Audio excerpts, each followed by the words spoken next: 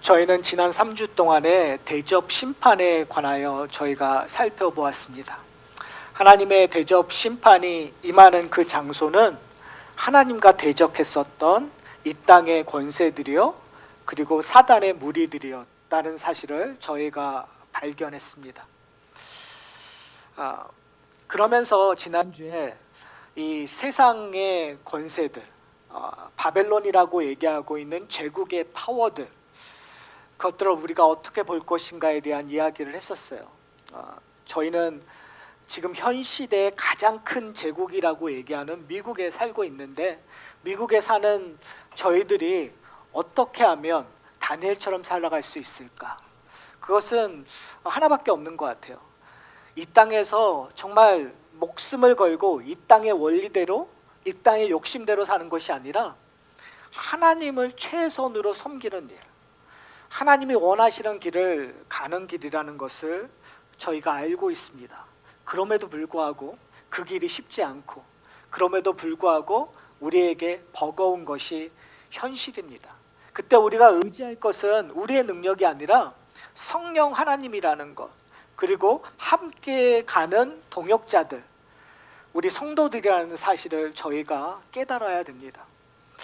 그런 의미에서 오늘 읽은 본문 17장, 저희가 1절에서부터 6절까지 읽었지만 오늘 설교는 이 17장 전체를 볼 것 같아요. 이 17장은 다시 한번 그 바벨론이 어떠한 존재인지에 대해서 저희에게 이야기하고 있습니다. 우리에게 성경은 끊임없이 어떠한 가치관을, 어떠한 관점을, 우리에게 성경의 그 안경을 쓰기를 원한다는 사실을 여러분이 좀 기억하셨으면 좋겠어요. 그러니까 어떠한 현상을 봤었을 때 세상과 다르게 이해하라는 거예요. 어떠한 현상을 통해서 세상이 요구하는 대로 따라가지 말고 세상을 거슬려 하나님이 요구하는 길로 걸어가셔야 돼요. 그러기 위해서 우리에게 필요한 것은 뭐냐면 성령의 안경이에요. 하나님이 주시는 안경이라는 거죠.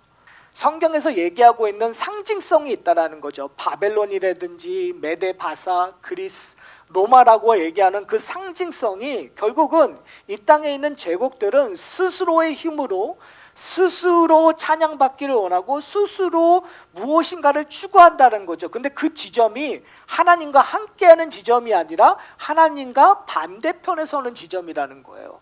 그런 의미에서 오늘 본문은 바벨론을 뭐라고 표현하냐면 음녀라고 얘기해요.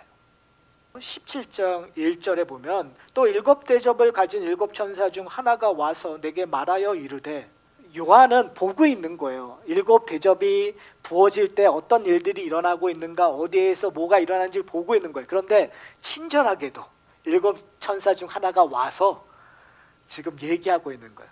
그러면 이 의미는 뭘까요? 특별한 뭔가가 더 있다는 거죠. 뭘 가르쳐주고 싶다라는 거예요. 그래서 17장에 보면 이 10뿔이 무엇이고 7왕이 무엇인가에 대해서 설명해주고 있어요. 많은 무리에 앉은 큰 음녀가 받을 심판을 내게 보이리라. 중요하니까 얘기했을까요? 아니면 그냥 시간이 좀 나서 심심해서 얘기를 하고 있을까요? 중요하기 때문에 얘기하는 거예요. 그러니까 지금 7대접의 핵심이 뭐냐면, 처음 대접의 심판이 임했었을 때 하나님 우상 숭배하는 자, 하나님의 이름을 더럽히는 자들에게 임했어요. 그 다음에는 세상의 짐승의 권세, 그리고 결국에는 사탄이 다스리고 있는 공중에 하나님의 대접이 부어졌단 말이에요. 그러면서 지금 설명하고 있는 그 대접의 핵심이 뭐냐? 결국은 음녀라는 거예요. 그리고 그 음녀에게 임할 심판을 지금 설명하고 있다는 거죠. 그러면서 음녀의 이름을 5절에 이렇게 얘기해요. 이마에 이름이 기록되었으니 비밀이라, 큰 바벨론이라, 땅의 음녀들과 가증한 것들의 어미라. 이 음녀를 설명하고 있는 비밀, 어떻게 보면 이 비밀이라는 것은 이 음녀가 사람들을 유혹했었던 가장 중요한 핵심 중에 핵심이에요. 왜요? 음녀들이 유혹하고 있었을 때 그들이 이야기하는 뭔가 비밀스러운, 뭔가 좀 더 능력이 뛰어난, 너희들이 알지 못하는 그런 것들을 내가 주겠다고 얘기하는 것들이 음녀거든요. 이제 제가 조금 있다가 잠언서에서 나오고 있는 지혜로운 여인과 그 다음에 어리석은 음녀의 여인들을 제가 비교할 거예요. 근데 그때 뭔가 대단한 것처럼 이야기하지만 사실은 헛된 것을 주고 있는 음료들을 저희가 발견하고 있어요. 그러니까 똑같은 거예요. 비밀이라고 얘기하고 되게 거창한 걸 얘기하지만 사실은 허상이었다라는 거죠.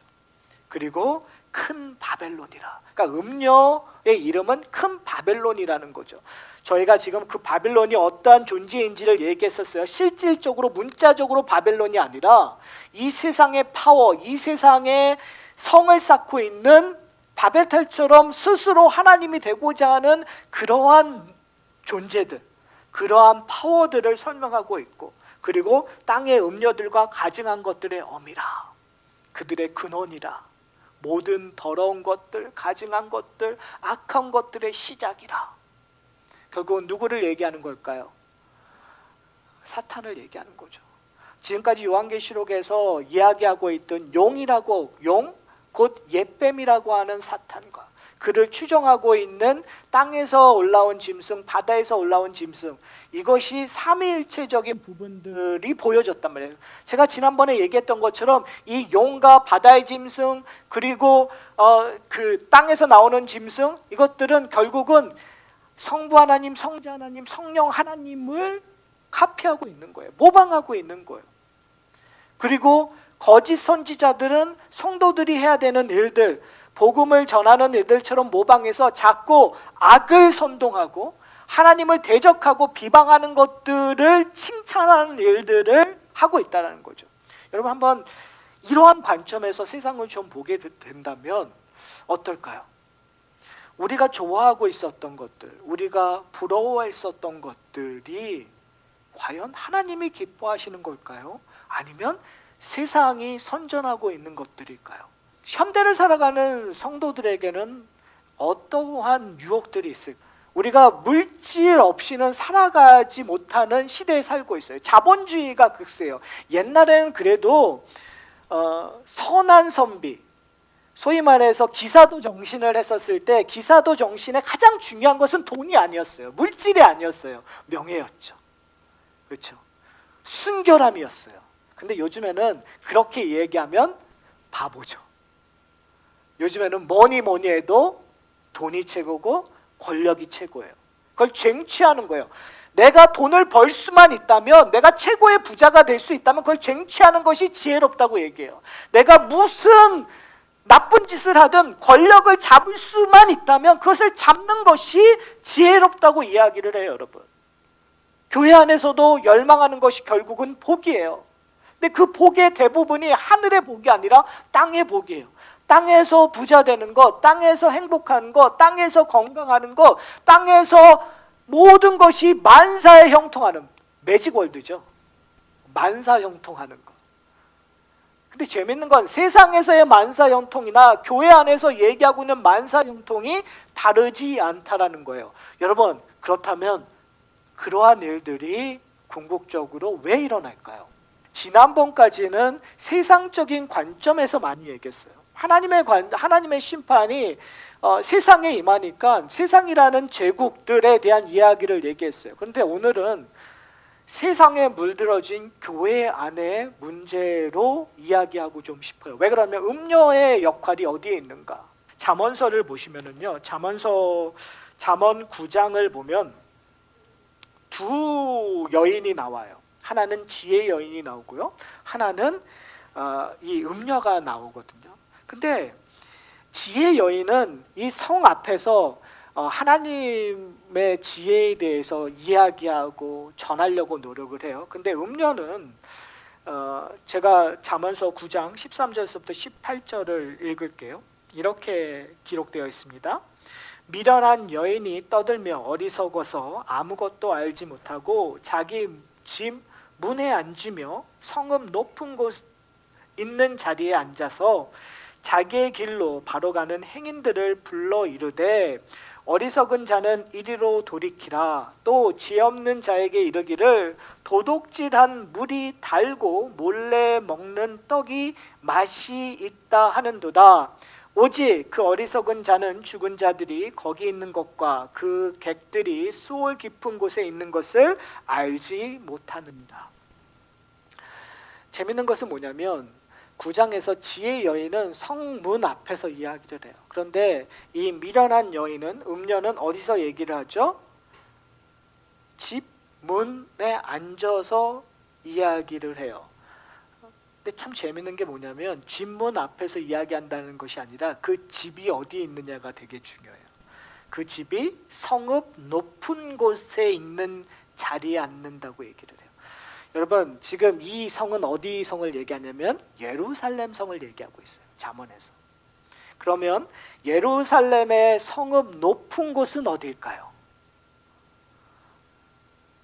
바로 왕궁과 성전이 있는 곳이에요.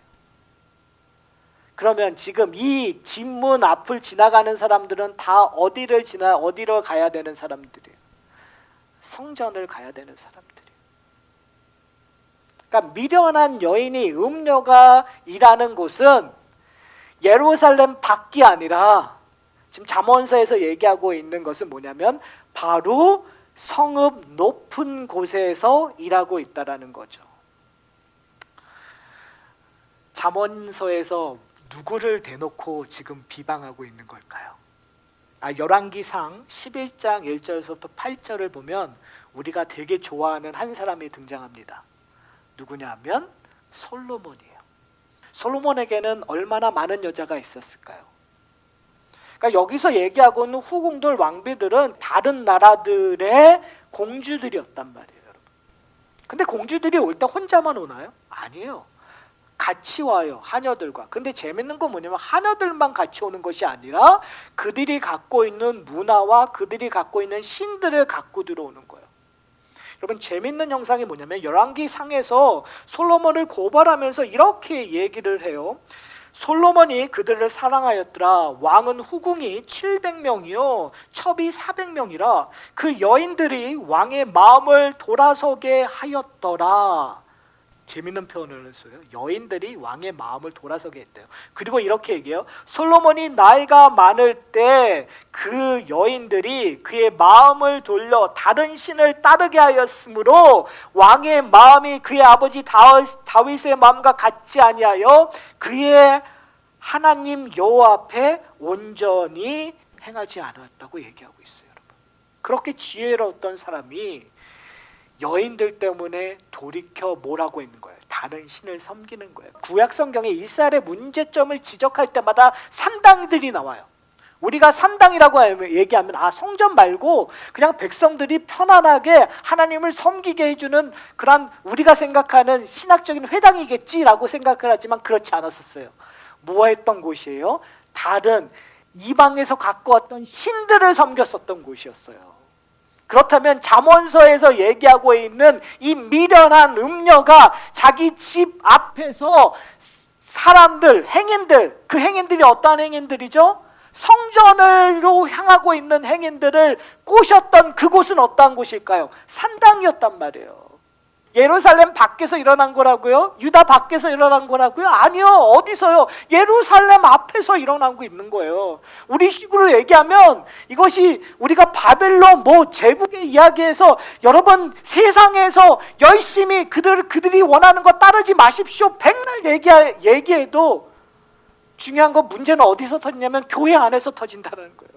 우리 안에서 터진다는 거예요. 우리는 하나님 앞에 열심히 섬기고 있다고 겉으로는 이야기하고 고백하고 있지만 실상은 어디서 우상숭배하고 있는 거예요? 안에서, 교회 안에서 우리끼리 우상숭배하고 있다는 거예요. 하나님 앞에 헌금을 바치는데 실상 누구에게 바치고 있는 거예요? 여기서 얘기하고 있는 것처럼 몰락을 위해서, 금오스를 위해서, 가나안 신들을 위해서 바치고 있는 거죠. 사랑하는 성도 여러분, 그게 바로 음녀가 하는 일이에요. 오늘 본문에서 이야기하고 있는 것들 한번 자세히 보셨으면 좋겠어요. 이렇게 얘기하고 있어요. 그 여자에 대한 표현들을 이렇게 해요. 그 여자는 자줏빛과 붉은빛 옷을 입고 금과 보석과 진주로 꾸미고 손에 금잔을 가졌더라. 여러분 이거 뭘 표현하고 싶은 걸까요? 현대어로 얘기하면 뭐니 해도 머니가 최고라는 거죠. 왜요? 지금 다 돈으로 치장한 거예요. 가장 좋은 걸 보여주는 거예요. 내가 모든 걸 다 가졌다라는 거예요. 여러분, 플렉스하는 거죠. 여러분, 가장 좋은 차, 가장 큰 집, 가장 좋은 것들로 나는 성공했다라는 걸 보여주고 있는 거예요. 그래야 사람들이 넘어오죠. 여러분, 세상에서도 사기치는 방법들, 가난하면 사기 못 쳐요. 뭔가 제대로 보여줘야 사기칠 수 있는 거예요. 왜요? 부러우니까. 나도 그 사람처럼 되고 싶으니까. 우리는요, 심지어 돈이 많은 것, 부자 있고 신앙이 좋은 것, 많이 배운 지식 있고 신앙이 좋은 것, 건강한 것 있고 신앙이 좋은 것. 문제는 뭐냐면 그것이 가증하고 그것이 더러운 건지 우리는 알지 못한다는 거예요. 분별하지 못한다는 거예요. 왜요? 왜 그런지 아세요? 자줏빛 옷이 좋은 거예요. 붉은빛 옷이 좋은 거예요. 여기서 얘기하는 자줏빛, 붉은빛은 이 당시에 일반인이 입을 수 없는 옷들이에요, 여러분. 최고의 차를 타는 거와 마찬가지예요. 최고의 집을 사는 거와 마찬가지예요. 금과 보석, 진주로 꾸민, 손에는 금잔을 가지고 있는, 거기에 혹해버리는 거죠, 여러분. 사랑하는 성도 여러분, 정말 우리 심각하게 고민해야 될 지점이에요. 이 시대는요, 만몬이 주인이 되는 시대예요, 여러분. 정말 교회 밖의 세상은요, 돈이면 다 돼요, 여러분. 근데 만약에 우리에게 그것이 가증한 건지 그것이 더러운 건지 분간 못하면, 그럼 우리는 넘어갈 수밖에 없는 거죠. 잠언서에서 이야기하고 있는 것처럼 정말 아무것도 없는 허상으로 유혹하고 있는 거예요. 정말 맛이 없는, 정말 썩어져 버린 그 포도주를 갖고 유혹하고 있는데, 그거는 얘기는 너무너무 맛있대요. 6절에 보면 이렇게 얘기해요. 또 내가 보니 이 여자가 성도들의 피와 예수의 증인들의 피를 취한지라. 세상은 여기서 끝난다고 얘기해요. 세상은 음료가 요구한 대로 따르지 않으면 실패자라고 규정해버려요. 너 돈 없어? 아니, 너 지금 이 정도의 차밖에 못 타? 이 정도의 집밖에 못 살고 있어? 네 커리가 이 정도밖에 안 돼? 아니, 건강이 이 정도밖에 안 돼? 우리는 어떻게 보면 세상적으로 보면 실패자요, 낙오자요, 아무런 값어치가 없는, 그냥 일정 다수 중에 아무 의미 없는, 이름조차 알 필요 없는 그러한 사람으로 대접을 받는 것으로 끝날 수 있어요. 그런데 이야기의 끝은 여기가 아니란 말이에요. 이야기의 끝은 요한계시록 17장이 아니라는 거예요. 이야기의 끝은, 이야기의 시작도 요한계시록 17장이 아니었어요. 요한계시록의 시작은 영광으로부터 시작이 돼요. 요한계시록의 시작은 하나님의 약속으로부터 시작이 돼요. 누구를 향한? 피 흘리는 자들의 약속. 세상이 낙오자 하여 실패자로부터 여기는 자들로부터 시작하는, 세상에는 아무 의미 없는 그냥 일반인, 별 볼일 없는 사람. 그런데 성경에서 요한계시록의 시작은 가장 소중한 자로 시작이 되고 가장 소중한 자가 받을 영광으로 끝나버린다는 사실 여러분 아십니까? 만약에 우리가 그리스도가 주시는 그 안경으로 오늘 세상을 보지 못한다면 우린 좌절할 수밖에 없어요. 왜요? 항상 아무리 돈을 많이 여러분이 벌어도 여러분보다 위에 있는 사람이 있기 때문에 좌절할 수밖에 없어요. 왜 난 넘버원이 안 되지? 여러분이 아무리 유명해도 여러분보다 더 유명한 사람이, 여러분 왜 관종질을 하는지 아세요? 왜, 그냥 우스갯소리니까 용서하고 들어주세요. 왜 멸치하고 콩을 찍는지 아세요? 나보다 더 유명한 사람들이 있기 때문에 내가 더 유명하고 더 관심 받기 원해서 그러는 거예요. 그것이 우리의 욕망이에요. 명예욕이에요. 우리의 권력이에요. 우리는 끊임없이 나보다 높은 곳을 봐요. 그렇기 때문에 아무리 낮은 사람이나 그래도 꽤 높은 곳에 있거나 똑같은 자괴감, 똑같은 어려움을 가진단 말이에요, 여러분. 근데 성경에서 우리에게 요구하고 있는 것은 뭐냐면, 너희는 한 사람만 관심 갖고 있으면 인생이 끝나버린다는 거예요. 누가요? 하나님이요. 여러분, 오늘 하나님의 관심이 누구를 통해서 요한에게 드러났는지 아세요? 아까 제가 1절 읽었잖아요. 하나님의 관심이 7천사 중 한 천사에게를 통해서 누구에게 주어진 거예요? 요한에게 주어진 거예요. 그래서 요한이 뭘 보게끔 하는 거예요? 이 땅에 일어날 심판을 보게끔 하는 거예요, 여러분.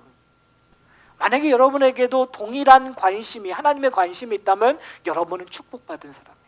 왜요? 하나님이 관심을 갖고 있으니까. 여러분, 이민 오셔서 많이 힘드시죠?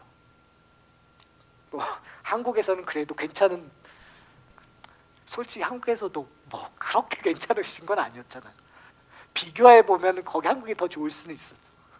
인생이라는 게 여러분 다 거기서 거기잖아요. 우리 가운데 누가 더 성공하고 누굴 더 성공하는 거 세상에선 중요할 수 있어요. 그러나 하나님의 백성들에게는 중요하지 않아요. 왜요? 하나님의 관심 때문에요. 여러분, 아까 제가 잠언서를 통해서 솔로몬을 바라봤어요. 우리의 관심은 솔로몬에게 있어요. 근데 솔로몬 인생에서 가장 아픈 게 뭔지 아세요? 하나님의 관심이 떠났을 때요. 제가 왜 하나님의 관심이 떠났을 때라고 얘기하냐면, 솔로몬이 다른 신을 섬겼음에도 불구하고 하나님께서 관심을 두신 기록이 별로 없어요. 다윗이 하나님을 떠났을 때는 하나님께서 다윗을 향한 마음을 보여주신 적이 있는데, 솔로몬이 하나님을 떠났었을 때는 보여주신 관심이 별로 없었다라는 것이 시사하는 바가 있지 않을까요, 여러분? 교회 안에 있다라는 것, 교회에 예배드려 왔다라는 것이 중요한 것이 아니라요, 여러분. 내가 지금 다윗과 같은 삶을 살고 있는가, 솔로몬과 같은 삶을 살고 있는가, 우리가 분별해야 될 때인 것 같아요, 여러분. 왜요? 음료의 유혹은, 바벨론의 유혹은 교회 밖에만 있는 것이 아니라 교회 안에 있기 때문에 그래요, 여러분. 교회 안에서의 유혹들, 가장 세상적인 것으로 유혹했을 때 그것이 가증하고 그것이 더러운 것인가를 여러분이 분별하지 않으면 하나님을 제껴놓고 세상에서 들어온 것으로 하나님을 섬기는 것처럼, 여러분, 솔로몬이 성전에 안 갔을까요? 솔로몬이 제사 드리지 않았을까요? 드렸을 거예요. 근데 성경에서, 열왕기에서 솔로몬을 고발하면서 이야기하는 것이 뭐냐면, 그가 산당에서 다른 신을 섬겼다라는 것이 더 강조점을 찍고 있다라는 거예요. 무섭지 않으세요, 여러분? 두렵지 않으세요? 지금 내가 하나님에 나오는 의미가 무엇인가? 내가 정말 신실하게 하나님만을 붙잡고 있는가? 만약에 여러분, 우리가 지금 교회 안에서 하나님만을 온전히 붙잡고 있다면 세상에 나가서 걱정할 것이 없어요, 여러분. 세상에서 뭘 하십시오라고 얘기할 필요가 없어요. 지금 우리가 온전히 예배 드리고 있다면, 우리가 온전히 하나님만을 붙잡고 있고 하나님의 말씀에 기울이고 있다면 세상에 어떻게 살라는 거 얘기할 필요가 없죠. 당연히 하나님이 원하신 대로 살 테니까. 우리의 시작점, 그리고 우리의 근본, 오늘 이 음료의 표현을 뭐라고 얘기하죠? 땅의 음료들과 가증한 것들의 어미라. 성도들의 어미는 누구죠? 가증하고 더러운 것들의 어미인 사탄이 아니라 우리는 신령하고 온전하고 거룩하신 하나님이 우리의 어미잖아요. 그렇잖아요. 그 어미가 우리에게 사랑을 보여주셨어요. 자신의 온전한 하나밖에 없는 아들이신 예수 그리스도를 십자가에 달려 죽으심으로 자기의 사랑을 확증하셨어요. 여러분은 왜 부모가 다른 부모처럼 생활을 하세요? 오늘 말씀을 통해서 우리가 기억해야 될 것이 딱 한 가지 있어요. 우리의 아버지는 사탄이 아니라, 우리의 어머니는 사탄이 아니라, 우리의 아버지와 어머니는 누구라고요?